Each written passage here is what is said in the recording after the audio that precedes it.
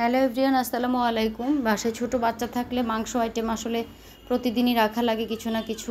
তো চলে আসলাম একটা চিকেন রান্নার রেসিপি নিয়ে। চটজলদি একটা চিকেন রান্না করে ফেলবো।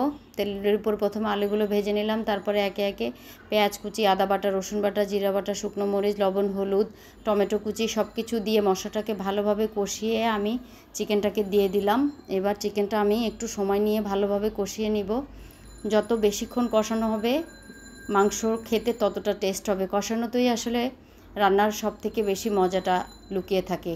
যত কষানো হবে ততই খেতে ভালো লাগবে। তো দেখুন, এই যে আমি মাংসটা অনেক ভালোভাবে কষিয়ে নিয়েছি, এই যে তেল বেরিয়ে এসেছে। এরপর একটু লেগে লেগে গেলে আমি এই মাংসের ভিতরে নেড়ে চেড়ে দিয়ে দেব আলুগুলা দিয়ে তারপরে ঝোলের জন্য পানি দিয়ে দিব।